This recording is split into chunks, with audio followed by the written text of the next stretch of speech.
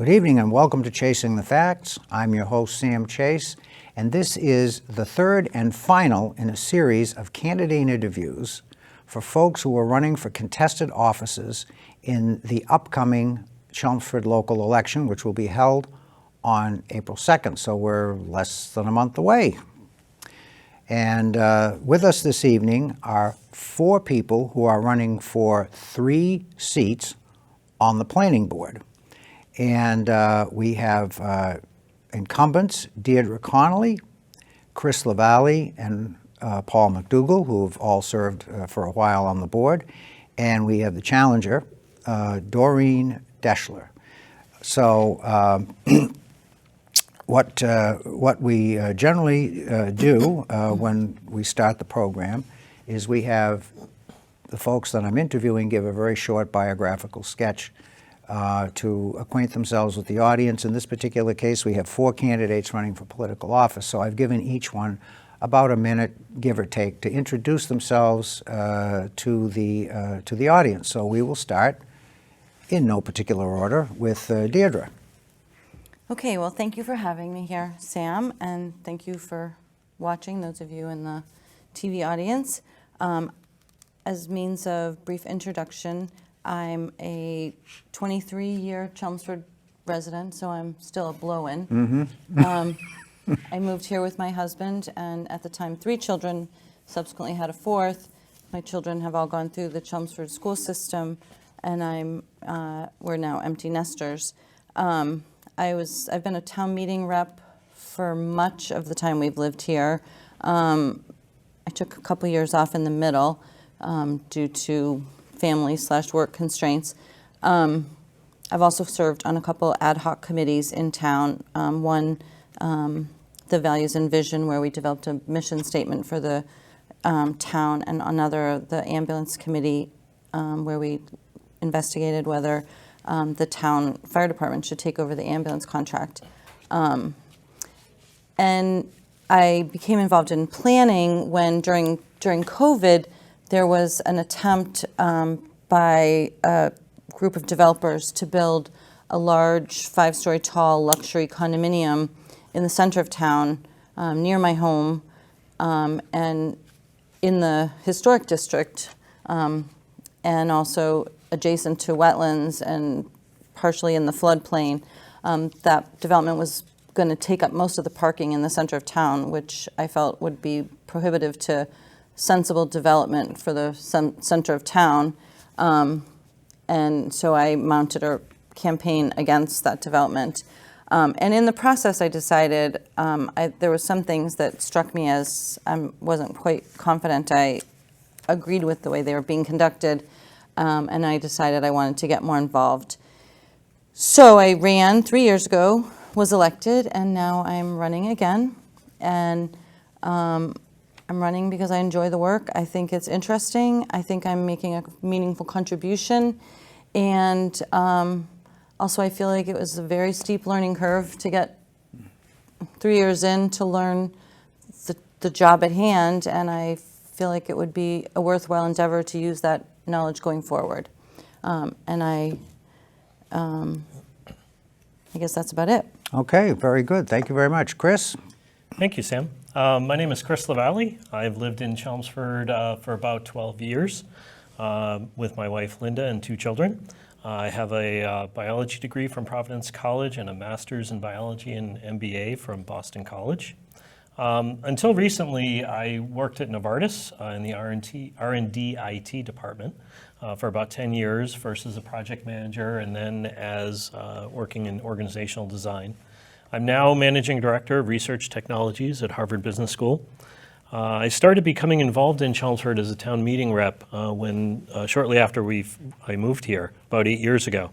Since then, I was on the IT Capital Advisory Committee and currently serve on the Capital Committee for the last 3 years.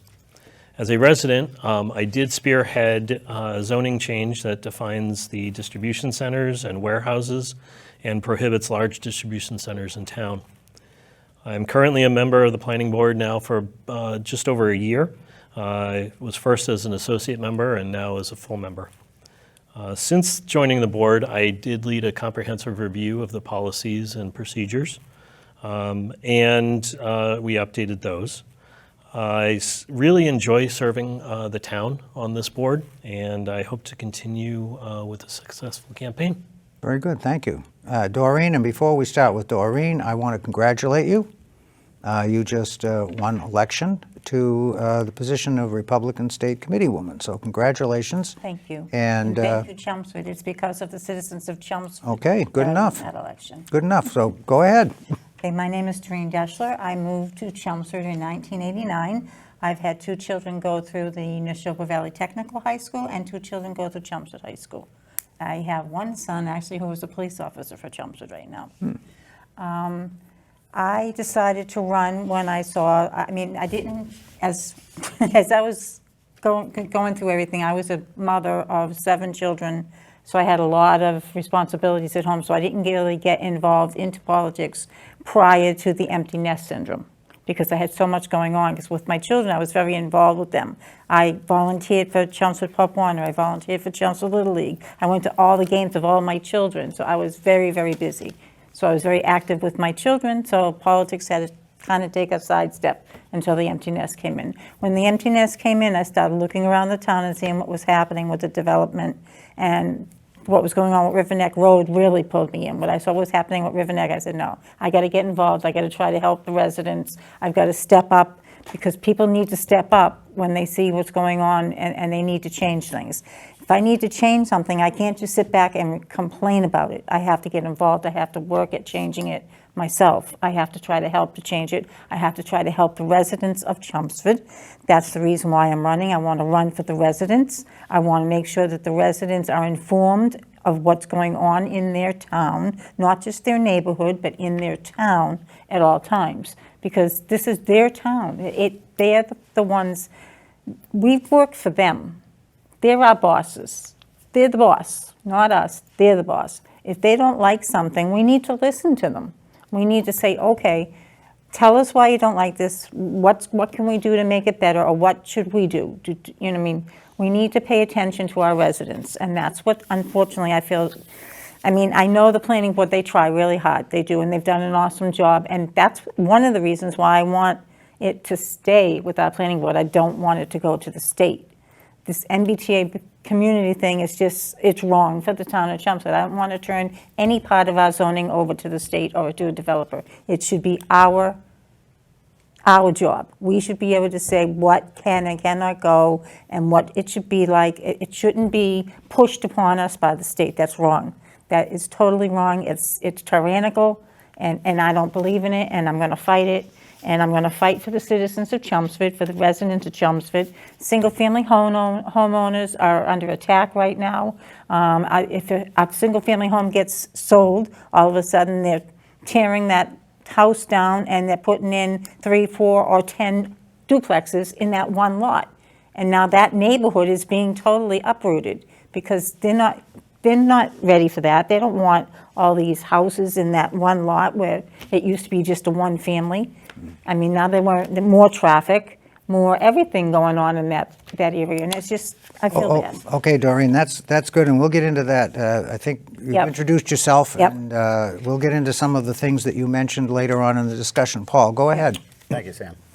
My name is Paul McDougall. I'm a product of Chelmsford. I was raised, educated, went to Neshoba Valley Technical High School. I am a mechanical contractor, local mechanical contractor. I got involved mainly kind of like Doreen, I guess. I was a coach. I coached a lot. My kids aged out of that, and I was looking for something for community-based. I jumped on a committee for the repurposing of the Center Fire Station property. Got to meet a few people. I liked it. And then when I saw a couple developments really prompted me to run for planning board. And I've enjoyed my time. I think the planning board, as it is constituted right now, is a good mix of original Chelmsford people, like John Souza, myself, and people that bring other thoughts and experiences to the board. And I think we're a good mix at this point, and that's why I want to keep it the way we are. Okay, good enough. So as I told the candidates just before we got on camera, that's the first for Chasing the Facts, to have 4 people being interviewed at the same time. So we're going to allow a little bit of flexibility. If we say something, one candidate says something, the other candidate wants to follow on to it, we're going to do that in a conversational way if you folks feel comfortable doing that. So feel free to do that if the opportunity appears suitable for that. So what I will ask all of you is, and this gets into a little bit of, about the mission of a planning board, I think. How do you feel about the fact that we are most certainly in the future are going to have to continue to address housing development and commercial development within town, and that is going to have to include, by law, low and moderate income components. So how do you feel about that? How do you feel the town should approach that? What are the positions we would take to address some of the inevitable development that's going to come up? So I'll start with Chris. So I think there's been a significant amount of development lately. And what the planning board's role is to make sure it's the right type of development for Chelmsford. We do have a lot of single-family homes that are being developed into multifamily. And there are some reasons for that. The single-family homes, the starter homes, are not as profitable for developers. But there are things that we can do as a planning board to continue to protect those. There are a lot of single-family homes in multifamily districts right now. And what we can do is take a look at those zoning conflicts to try and protect those single-family homes so that we don't have continual growth that is not really controlled in town. We can take a look at some of the bylaws that might be outdated, similar to the warehouse and distribution center. And we can continue to update those, bring those up into current standards, and continue to look at areas where we can continue to protect the town. Mm-hmm. Yes, Doreen. I just think that we need to slow down. Chelmsford is going through a lot of growing pains right now. We have grown a lot in the past 10 years. When we were first growing, it wasn't bad. We were staying in compliance with, I know we're in compliance with affordable housing, but we've been staying of what Chelmsford looked like, such as Williamsburg, Scotty Hollow. You know, they stayed small, height-wise, width-wise, and they stayed colonial-looking. They stayed within the demographics of what Chelmsford looks like. But now, all of a sudden, you've got Turnpike. I mean, those are not fit for Chelmsford. Those are big, huge complexes, and they don't look right where they are. They don't look like they belong in the residential area that is like right across the street from them. They belong maybe on Route 129 with all the industries. They just don't belong with the single-family homes that are across the street. So I think we need to slow down. We need to take a step back. We need to look. We have no surge. We're at capacity with schools. Our water needs some help. We have some problems with our water. And you're going to talk about infrastructure. We're going to have problems with the infrastructure if we keep building, because we're going to keep having more cars. Our roads right now are great. I have to say, thank you, Chelmsford. The roads, I mean, people might not think they're so great, but I travel from Chelmsford to Billerica a lot, and I can tell the second I hit Billerica. I don't even have to see the sign. I could have my eyes closed and know when I hit Don't Billerica. do that while you're driving. No, but I mean, if I'm riding as a passenger in the car, I could close my eyes and I could tell you when we hit Billerica, because you got smooth through Chelmsford, then all of a sudden you got boop, boop, boop, boop, boop, boop. And I'm appreciative of that. I'm appreciative of the way that the roads are really decent in Chelmsford. And I'd like to keep it that way. And if we have too many more houses coming in and too many more cars coming back, it's going to be more of a challenge to keep our roads like that. Okay. Paul? I think, like Chris said, we have a lot of zoning conflicts. The board now, we realize this, and we seem to have been swept up in a lot of big projects lately that are very time-consuming, to be honest with you.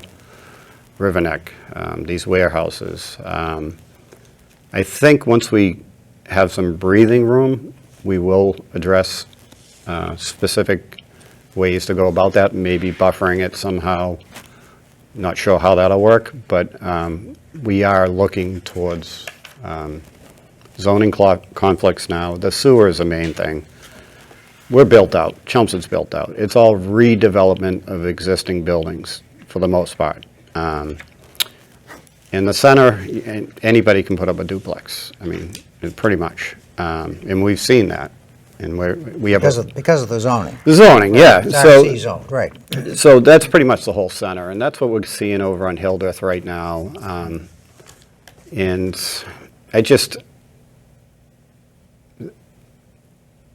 the development has to be handled in a way that is fair to everybody, I think, the property owner and the town. And it's a tightrope walk we do all the time. And like Deirdre said, this is a learning curve. And I've been on, this is my third year, and I feel like I'm just getting the hang of it now, to be honest with you. Chris came in guns blazing. He's very detail oriented, and he's an asset for the for our planning board. And I think that we get caught up in the big projects right now, and that we need to do more planning on the planning board and less jurisdiction, like being jurors. That part of it, you know. Okay, that's a fair comment. I don't think I've ever heard it segmented quite that way, but it makes sense the way you explain it. Deirdre? Well, a couple things. With regard to housing, I agree with Doreen about the large, super dense projects. I'd prefer that we not have, I think, any more of those for a variety of reasons. Infrastructure, kind of inability to blend with the town. But we do need to have more than 10% affordable housing, and we are going to have people wanting to develop their properties further. I agree with what Paul said about that. We want to be fair to the property owner and the town. I would add that we want to be fair to the neighborhood as well. And I feel like that's been a real focus point of mine, of listening to the neighbors and making sure that their well-being isn't going to be adversely impacted by the development that we have, the projects we have brought before us. With regard to commercial development, I don't really want warehouses. I think it's incumbent upon us to look at the empty space we have and try to structure our activities in such a way that we can have redevelopment and in a way that's going to be amenable to the town as well as the property owners. I think there's been some issues with, partially because of the inconsistencies in zoning and also partially because of the environmental issues that we are responsible for. There have been long, drawn-out processes, and so I really want to try and think about in this next term, should I be elected, a way that we can somehow make a more easy assessment. Like if something seems, I don't know how to do it because you have to be fair to the developer and listen to what they're bringing forth, and you can't prejudge something. On the other hand, if a project just, it seems it's really not going to work, I'd like to be able to figure out a way that we could make that determination earlier in the process and not waste everyone's time and angst. I'm going to jump in a little bit here because all of you have made some very good points, and actually you've touched upon some of the areas that I've outlined for discussion. Two things. Property rights. Property rights and zoning conflicts. My perception over the years, and as you know, I've served in various capacities in the town, and I'm very interested in the planning and planning board process, so I've paid a lot of attention to your board over the last 4 or 5 years. And my perception is that many in the community really don't understand for lack of a better term, the proper role of the planning board with respect to what you are and you are not able to do within the legal constraints of what you're able to do and not do. And there seems to me that there's a disconnect with a lot of the community as to what you can limit. So if a developer comes in, he's bought a piece of property, he has certain rights that cannot be overridden by the planning board, and you have to take that into consideration. I find many people get angry because they have the opinion, well, if the town doesn't like it, they ought to be able to shut it down. And it doesn't work that way, as you all know. But I continually see that disconnect in the discourse between the planning board and the public, especially during public comment periods. Okay, we get that all the time. So with that said, you're on the planning board. Do you think the planning board can do a better job, and I hate to use the word, but I'm going to use it, of educating the public, okay, as to, during your normal process, as to And why? how you're able to manage the process and why, okay? Have any thoughts on, I'll start, Doreen, do you have any thoughts on that? I just think communicating with the public would help. You need to communicate with them. And most of the times, we don't communicate with them. All of a sudden, they look and there's something going up in their neighborhood, and they're like, hey, what happened? Where did this come from? Well, I'm going to jump in. Go ahead. Because you said this last night, Doreen, and I mean, the public notice process is very legally proscribed. And, we send out abutter letters to abutters within 300 feet of the closest abutter, and those go out post. I mean, I got one the other day because something's happening in my neighborhood about parking reduction. Really, what is it? Because you and I are in the same neighborhood, I want to know. No, I'm just kidding. Well, it'll be in our next meeting, Yeah, right? I okay. think it's on our next agenda. Yeah, go ahead, I'm sorry. Didn't mean to Anyway, interrupt. I mean, I have been that's how I initially got interested, was because of a public notice that I received, and I was like, well, what is this?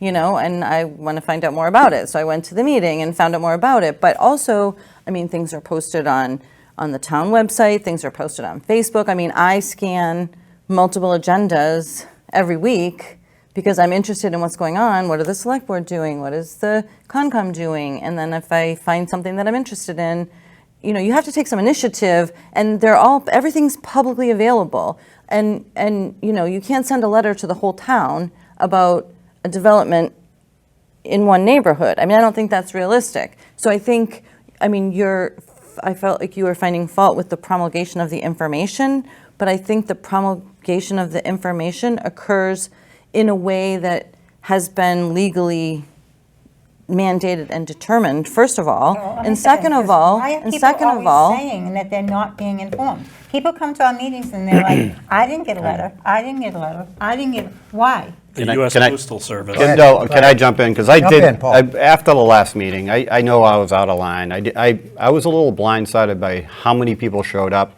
that didn't know about the MBTA underlying zoning in their neighborhood.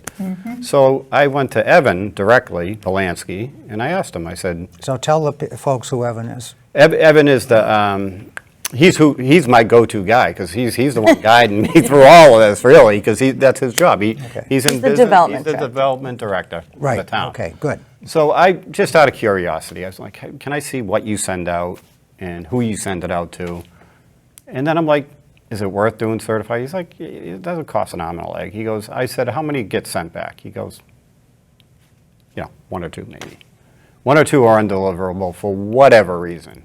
So the communications are being They're received. being delivered. Okay. People are getting them. Whether or not people see it's from the town, throw it over their left shoulder, I don't know.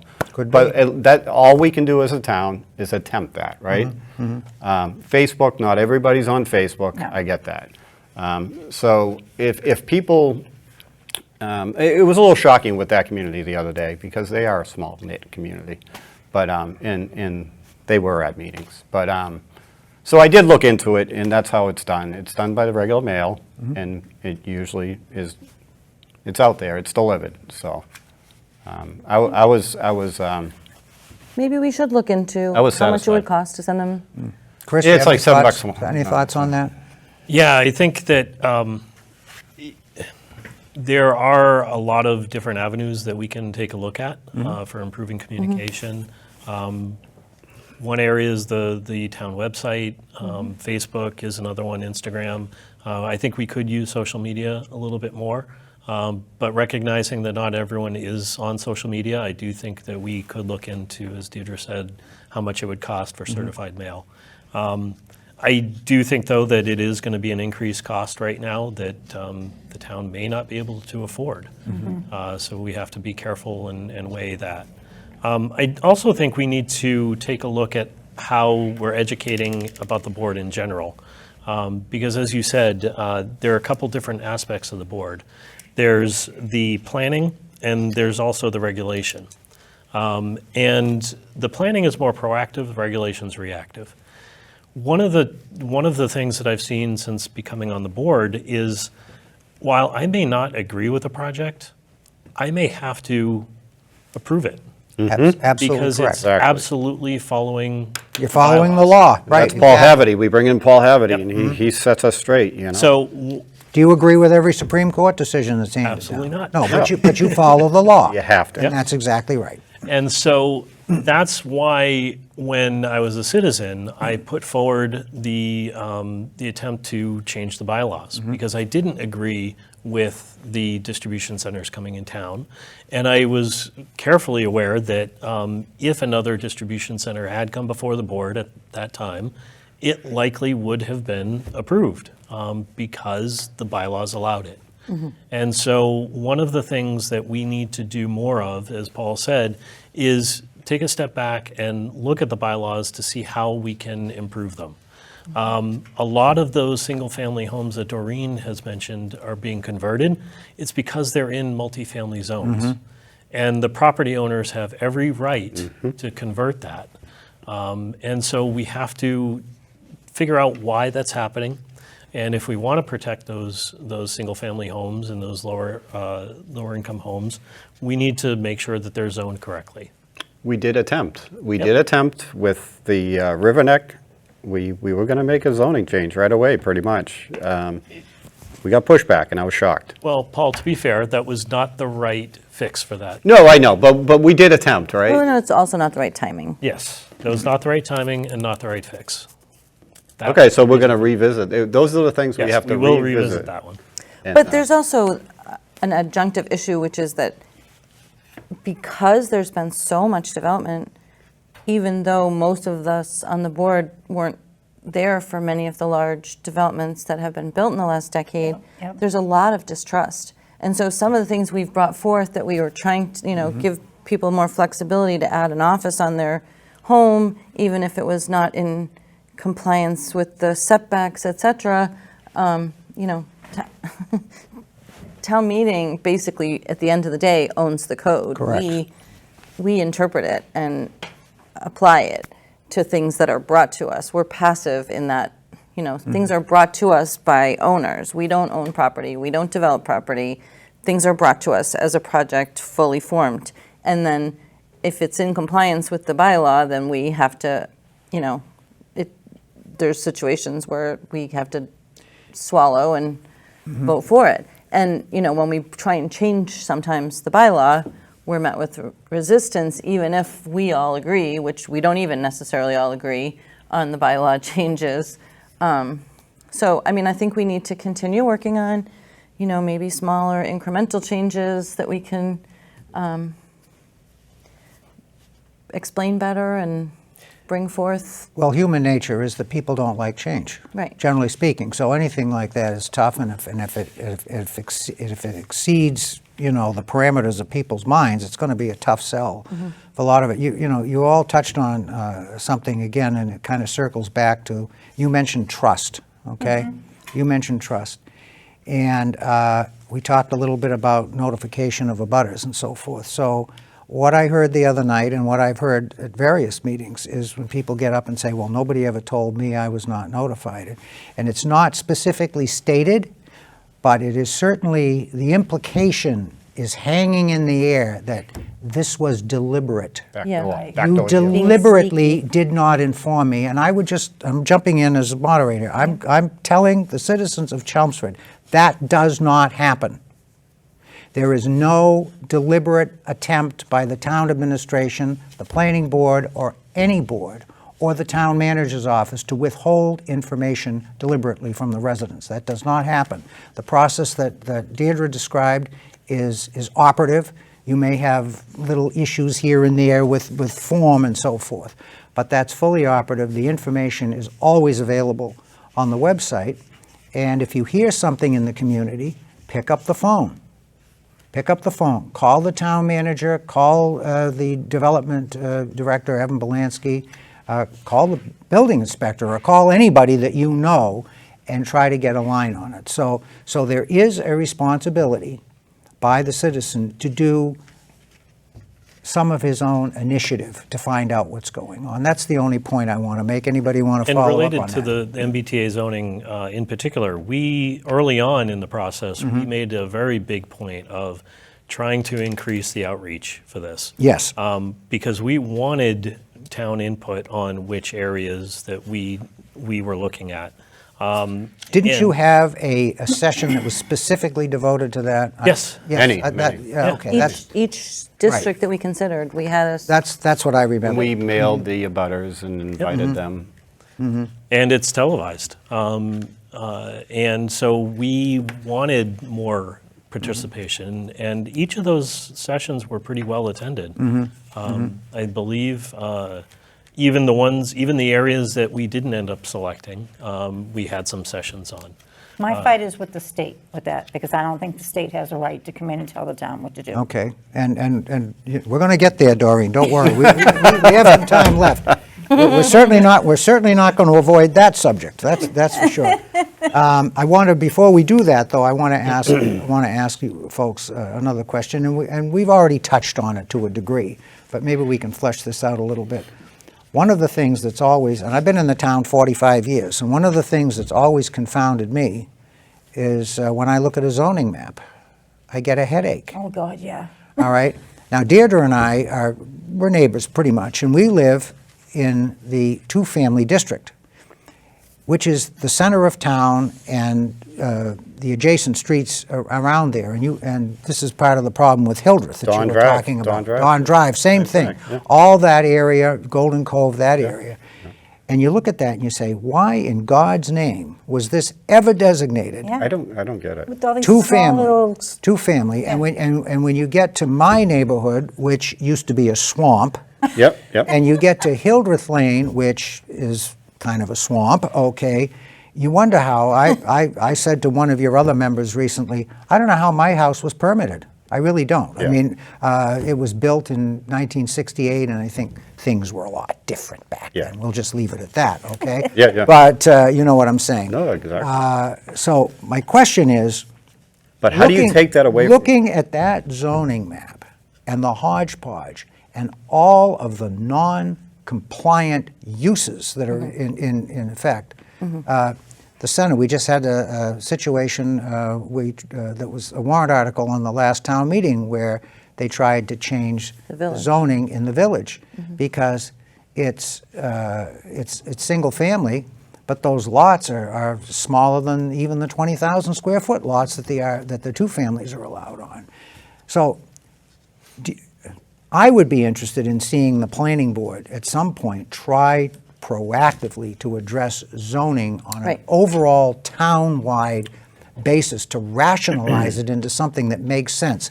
What do you think about that? Do you think you guys should be doing We that? Well, started that how do you do process. Okay. that, though? How do you take away a property right of a homeowner to make it into a two-family? That's a problem. Maybe that was part of their Yeah. plan all along, is when I'm done, I'm making this a duplex and I'm out of here. We did start that process. Okay. We actually sat down with NEMCOG and looked over the zoning map and identified areas that had particular problems of, industrial next to residential, and said, we want to look at each of these, and I think it was 6 areas that we came up with. And the very first one that we decided to address was Riverneck area. And then we made a proposal to the neighborhood, which they weren't interested in, because it was the wrong plan and the wrong time. And then MBTA came down the pike, and so we got off. You got Oh, sidetracked. we We got got sidetracked. absorbed by MBTA. We really did. We really have, for about most of the last year, That in was the addition to the state's ongoing plan. work of permitting. But anyway, so we do, I do have an expectation and a hope that we'll get back to those good. areas and kind of look, and also I personally want to look at the overlays carefully. Yes, Because I that's don't part think of it. they've necessarily achieved what they were set Yeah. out to do, and so I think we need to look at them and say, well, what isn't working with this, and how can we tweak it to make it? Yeah. Yeah, and agree. and since the adoption of the overlays, which have largely occurred in the last 30 years, you've had sufficient time and history to make those evaluations. So that makes perfect sense. Well, I'm glad. Anyone else want to chime in on that? No, Deirdre's right. We've been Yeah. talking about that since before the MBTA zoning came down, and I was really looking forward to digging into that. But ended up not being able to with the large projects. We've had a large number of large projects. Complex ones, too, not Yeah, easy very ones. complex ones. So, Well, okay, so let's now talk about the elephant in the room. And I didn't watch your debate last night, but I'm going to assume you folks spent some time talking about the Not MBTA. really. Really? Okay, well, we'll talk about it now. So we have this situation where, as a matter of state law, the town of Chelmsford, along with, I think, 50 other municipalities, I think there were 51 towns in the state designated as MBTA communities, and there's a whole... No. 177. Oh, is that? 77. Okay, all right, Yeah. I'm sorry, I misspoke, okay. It might thank be you. 51 that actually have a train station. actually- Those are the And high. then the rest are yeah. the MBTA adjacent. The contiguous ones, so it's 51 primaries, and then the balance are And contiguous. those are 25% of there. All right, so that's where I got the 51 number from. Like Milton's 25. That's Thank why you they're for fighting it. correcting me on that. So this is a mandate that these towns, these designated towns, have to comply with in some fashion. So the town of Chelmsford, the planning board, has taken a proactive approach to do that, and you've designated a few areas in town that would be suitable to be designated as an MBTA compliant area, So, okay? Let's talk a little bit about that. Why don't we start with, I'll start with Chris on this one. Maybe you can just explain a little bit and perhaps explain your reasoning and the reasoning of the board in general, and of course others can chime in as to what you think has been done so far and why you think that what you are proposing is an appropriate response for the town. Sure. So as you've described, the state has enacted a legislation that requires these towns to comply with performance standards for local MBTA, what they're calling MBTA zoning. There are 2 types of communities that are involved of that 177. There's the primary areas, which are communities that have an MBTA train station, bus station in their area, like Lowell Billerica. and Billerica. Then there are adjacent communities, like Chelmsford, that are next to one of those primary communities. And also 177 communities are required to comply with these performance standards. And essentially the state is saying, we need more multifamily housing. We need them close to public transportation. The state has taken a position that the state has generally a housing shortage. Yes, Huge. housing shortage and a problem with too many cars. So they're really trying to enhance public transportation. Okay, all right. And so they've passed this legislation. We may not agree with it. I certainly do not. I don't think it's the right solution for the problem. But it is a state law that we have to comply with as a town. And so the planning board's approach that we took is that we are complying with the law, but we're doing it in a way that lessens the impact, the negative impact on the town. We're looking at two areas, subzones, that are not likely to be built in the near future. Or the medium term. Or the Or the long medium term, or the long. It's let's highly unlikely that these areas Ever. will be What I want to built know out. is, how is the state going to approve this? Why is the state telling us we have to zone if they don't expect us to build? Why make us zone if we don't have to build? The That town makes does no not sense. build. We only But the- zone. Right, but it doesn't make any sense for them to say you have to zone with them thinking, okay, it's all right if you don't if you can't build, we're zoning it. The performance standards that they've enacted only require zoning. They do not require any But building in that zoning, it's percentage. supposed to be, it cannot be age restricted. The area So that it's we not have. zone, cannot be zoned for age restricted. Right, and You that's can what have it is. age restricted is- in it. It is You zoned for just age can't. restricted right now. No, you can't it's not. zone, nothing is zoned for age restricted. It's zoned for We have- elderly housing right now. There's different what we layers have. of zoning. Elderly You have a housing building is of there. elderly housing there, you can't. But it's you not can't zoned for prohibit it. But you can't zone it to say only elderly housing can go there, which we're not doing. And it's not tied to affordability at all, zero. Oh, no, it's not. The MBTA is definitely not tied to affordability. They don't have to make any affordable I think the thought units. is if you build more housing, then the prices might come Yeah, down. it's That's supply and baloney. demand. Yeah, that's overall affordability, That is, not a that is percentage. part of the thinking. That is part of the Yeah, thinking. I mean, I've been looking into the home rule and looking into the home rule, our right to self-government. The state is totally unconstitutional right now. They're acting unconstitutionally. I disagree. They're bullying, they're being tyrannical. Towns are saying no to them, and the only thing that they can do is go by the original law, which was put forth through Charlie Baker and the legislators, which stated that there were 3 grants that the towns who did not comply would not be eligible for. So that's the only thing that they can do, is take those grants away. 3 categories of grants. There are many grants within those categories. And in addition to that, the state has Violating the law. said they are filing lawsuits against the towns, And they can which do would that. require us to pay extensive legal fees to fight the state. Well, there was already one lawsuit put against Holden, and that got dismissed. And That For wasn't a different lawsuit reasons. against the It town. was because they didn't have standing. Right. It's not because they were deemed to be doing the right thing. That's correct. So, So let me ask Doreen something, because you just said something, and I'd like to follow up on this. You said that the state, in your opinion, is constitutionally prohibited from doing this. Can you expand on that? Can you tell me what part of the Because of Constitution? the right of self-government. Okay. In our amendment. What does it say? The 89th Amendment, I don't have it written down, Okay. the whole amendment written down, but in the 89th Amendment, it states that the people in the cities and towns have the right to self-government, Mm-hmm. and zoning is part of that self-government. That if we wanted to, that if we were to change the bylaw, or to change Mm-hmm. change a bylaw in our towns or cities, Mm-hmm. it has to be done by the people of that town. There has to be a vote, such as a town meeting vote needs to vote on changing the bylaw. If we don't vote to change that bylaw, the state can't make us change it. We have to vote to change it. So they're trying to force us to change the bylaw because they know they can't do anything without us saying, okay, we change our bylaw. I would say 2 things to that. I would say, first of all, the cities and towns in this state are the creatures of the state legislature.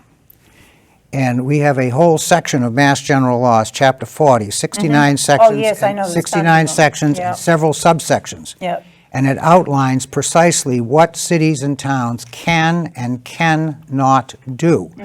That is legislation that exists. All of that is enforceable law. So the cities and towns can act in the ways that you have described. I don't dispute that. But they are regulated by state law, okay? And if the cities and towns don't comply with a state law, the Attorney General does not have the option. The Attorney General is obligated to enforce, okay? So that's the way it works. So you've got part of the equation there. But I think what you're missing is the fact that cities and towns are not free indiscriminately to do anything they want. Everything they do is, in fact, regulated by the state. Okay, that's just the way it is, and you've got a whole section. 40B is 40B, the affordable housing, is a perfect example of that. That law, this is a legal precedent. That law has been on the books since 1969, and 40B overrides local zoning control. Correct. It overrides it. That law has been challenged many, many times by various parties, cities, and towns, and it's still on the books. And it still is being enforced, okay? So those are the only points that I would like to make. Would anybody like to follow up on? Just want to add to Right. that, if I could. In addition to that, the state is not actually requiring that, they didn't give us zoning to enact. Correct. What they did is they said, you have to enact zoning that follows these standards. Right. And so we wrote the zoning that we're proposing based on our current multifamily and the current overlay district that is the old UMass West campus. And that's the zoning we're proposing at town meeting. If you understand how this works, it has to be that way because the situations in each city and town are different, and it has to be adaptive. And they've approached it from an adaptive standpoint, is I think what you're saying. Yeah, so If they're, Senator Warren can complain about the federal government taking things away from the state for not complying with something, then how come we can't complain about the state taking away from towns for not complying? You can You can complain, You can but you gotta complain all you comply. want. You can- I'm sorry. You're not talking the- about complying? Wait, sorry. You have the right. Wrong words. Well- She Why? said it was that the courts found that it was unconstitutional for the federal government to take something away from the states for not complying with something else. Well, I'd like to see the site. Did she give you? I will Did she give you the site? I will send it to you. Okay, because I think there's probably more to that story than just that. It was about the sanctuary cities, when President Trump Mm-hmm. was saying he was going to take grants away from states that had sanctuary cities. And she said, you can't do that, it's unconstitutional, da-da-da. But that's the federal authority versus the state authority. What we're Right. talking about here is the state authority and the local Versus- authority. Two right. different things. Two Right. different It's not things. clear that the states were violating the law Correct. in Correct. being a sanctuary city. So he was going to withhold something just capriciously, not because there was necessarily a violation of the law. I mean, I don't Well, who know. knows that we're I do want to hit violating? one subject. Go ahead. If we can. Shoot. So one of the things is on your list there was something that previously had been kind of overlooked. And I think, I don't know how many developments did it, but the Pilo thing. That put us in a bad situation right now because we're Do you want below. to explain to the viewers what you mean by pilo? Payment in lieu of building affordable housing. Okay. All right? Good. Could have been a pocket park in these And big that's developments. actually a town policy, Yeah, it is. Yes. It is a town policy, and it's been adapted, obviously. select over board the- policy, actually. Oh, it's been used quite a bit, I guess. But doing that, we're not actually building the units that we needed. And now we're underneath the 10%.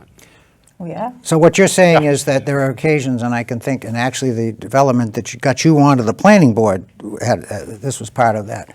The developer came in and said, listen, instead of complying with the affordable component that you would normally require, I'm going to give you a check for $300,000. So they effectively, they buy their way out of compliance, Exactly. is what you're saying. Okay. And we, as a board, have already had conversations and work sessions on this issue and decided that we need the units to be built. Yes. And, We're under the 10%. right, but even Right. before we were under the 10%, in the interest of We didn't know, yeah, continuing. yeah. Well, right, we didn't know we were under. Apparently, we were already a bit under, but we didn't Well, I know think that- we were right about on the line, weren't we? Yeah. And we had decided that we wanted the units to be built, especially in this time of, inflation, costs going up for lumber and, no sewer, that we didn't want money going into a fund that who knows when it gets built, if ever. I'm not aware of anything having been Zero. built Zero. with the Pilo affordable housing money. Maybe the units way out on Littleton Road. I'm not sure. No, I don't know either, Deirdre. And the challenge is that if those larger projects pile out of the affordable units, I like the way you made that a verb. Pilo out. That's good. Pilo out, okay. the problem is that we have a lot of other smaller developments also being built, 2 families, duplexes, things like that, that we can't enforce You don't trigger it. the affordable housing because there aren't enough units. Too small. 4 or Too 6 small. units. Well, getting back to So what we if- talked about. So if you have a yeah. lot of those units being built, Yeah. then it brings us out of compliance. I'm in the RC zone. I could tear my house down and build a duplex, and I could say one of those is affordable. Right? That would be great if you could. I know, but I'm not doing that. So. And most Hopefully people nobody in the don't. neighborhood is doing that. Yet. I Hopefully may, nobody. I may get there at some point because I'm getting up in years and it's getting harder for me to take care of my property, so, you know. I did reach out to, like, I grew up on Dawn Drive, and I reached out to the neighbors I knew in that neighborhood, and there's one property that did it. They took a split level and they put another one next to it. Bam, so you got 2 split levels. On Dawn Drive? On Cove Street. Oh, on Cove. And Oh, I it's know the that. oddest looking property you'll Yes. see. It is is. odd. And that could be done through that whole neighborhood, which would add traffic to Golden Cove. As a matter of right, zoning right. Oh, yeah, it's Okay. there, but- It's already zoned that So way. before I even brought that up with the NEMCOG group, I reached out to them. I said, would you be in favor of that? So that neighborhood there would be all in favor of giving up their rights to protect their neighborhood the way it is. But it's going to be hard to get everybody in the same page, because you're sitting on a You're right. property, you can double your income by just doubling the property. You know what I mean? It's going to be hard to pull that right away. Right. That's the issue I see with trying to rezone this. It's a sticky one, I think. Okay. So anyone, that's a good point, and thank you for doubling back on that. Anybody else want to beat the MBTA thing a little bit more here? Well, it's funny because I was on NEMCOG, I was the rep, and in the beginning, you know, you had to be within, I think, a half mile of a train station. Yep.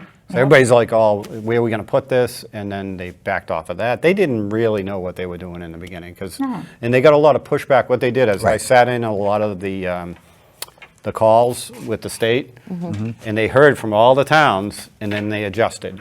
And that's what happened. Now, this is the final product. we're And that's dealing with. typically, This is final. that's typically the process. Yeah, and this is the final product Right. now. I do think, though, that we could learn a lesson from the MBTA zoning, because right now in the legislature, they are. Thank you. The other shoe They dropped. are- We know what you're going to say, so say There's a it. shoe coming. Boom. Yeah. They are debating whether or not to pass the accessory dwelling Unreal. law. It'll pass. And It'll pass. that is going to be a bigger problem to Yes, it is. Chelmsford, because it will essentially create a situation where any single-family dwelling can be turned into a two-family by just adding an accessory dwelling. It'd be a smaller apartment. 900 square feet.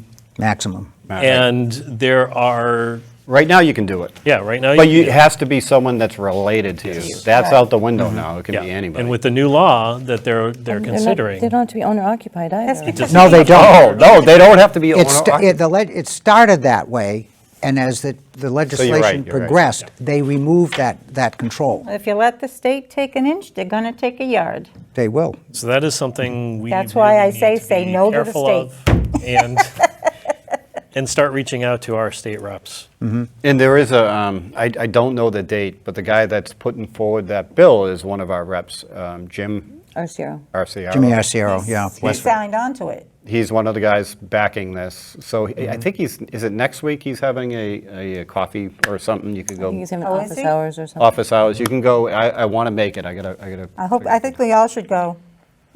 I just want to see what Everybody should go. where it stands and. Yep.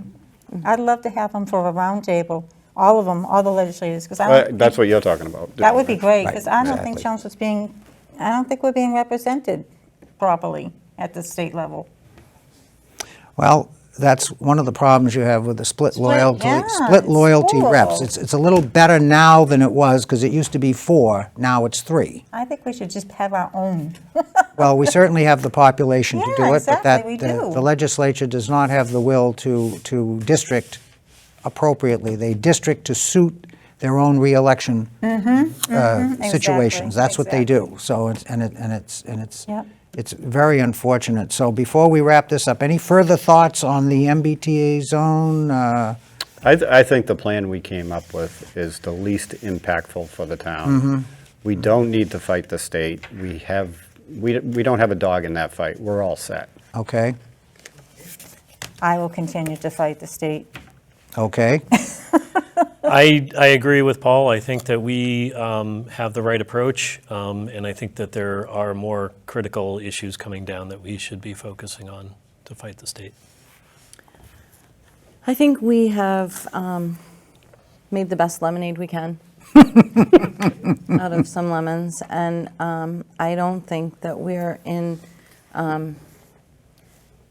significant danger of having, based on these districts and this zoning, having any of those be built. As long as the state accepts it. They have. They have. They already sent back, and it's just clerical at this point, Yeah, from what I there's understand. a couple like typo, kind of very minor changes. Yeah, minor changes that are being, but I guess it's been accepted. And that was my fear, is that they would kick it right back. You're And being they didn't. disingenuous with your didn't. attempt. And then as a final reminder to the viewers, the planning board's job is to put the machinery in place and propose, but the ultimate decision will go forward to town meeting. This spring, there'll be a warrant article to that effect, so the town meeting reps will get a chance to weigh in on this, and I can imagine that will be a long night. Yep. A lot Yes, it of will. discussion. So we have approximately 3 minutes remaining, and I would ask each and every one of you to take this last opportunity to, as Dennis Reddy used to say, look into the camera, ask for the vote, and anything else you want to make in terms of a closing statement. So Paul, we'll start with you. Go ahead. Well, I'd just like to say that I'm a Chelmsford guy. I grew up here, and I just want to protect my town the best I can, without getting in trouble, by the way, because I can be a little hot-headed sometimes. No. And I apologize for the way I acted the last meeting, by the way, Mike Walsh. But, But- passion is not a bad thing. Go ahead. I'm a fighter. I am a fighter. When I see things that I need to fight for, I will. And I respectfully ask for your vote for planning board. Okay, Thank you. thank you. Doreen? Hi, yeah. I want to represent the residents of Chelmsford. I also love my town and I want to protect my town. That's the reason why I'm running. I am very passionate about protecting the town of Chelmsford. And I... Look in the camera. There you go. Hello. I very much appreciate your vote on April 2nd. Again, thank you, Chelmsford, for the vote that you did give me on March 5th. Thank you. Okay. Chris? Thank you, Sam, for hosting us, and thank you to the other candidates for a great discussion today. I appreciate all the support I have received as part of the planning board over the last year, and I really look forward to being on the board again in the next few years. My name is Chris Lavallee. I am running for the planning board, and I would appreciate one of your 3 votes on April 2nd. Thank you very much. And last but not least, Dr. Connolly. Go ahead. I'm Deirdre Connolly. I am also running for re-election for the planning board. I feel like we're fighting the good fight, trying to protect the town, trying to enhance the town, and trying to, where the zoning and the town's interests or wishes aren't aligned, it's my hope that we can strive to better align them in the future. And I respectfully ask for your vote on April 2nd. And thank you to Sam, and thank you to the group. Well, thank you all very much, and I'll just take the last few seconds of the show here to remind voters and viewers, in this specific instance where the planning board race is, we have 3 people running for 4 seats. So you have, Nope. For- Other way I- around. I'm sorry, thank you. You have 4 people running for 3 seats, so that means you have 3 votes, okay? And you have an opportunity to put 3 of these folks back on, or newly on, as the case may be, the planning board. And don't forget, the town election will be on April 2nd, which I believe is a Tuesday. I wish I had looked it up. Does anybody know when the early voting starts? I don't. But we'll have early voting opportunity before then. 10 so- days ahead. Oh, that makes sense. 10 days ahead?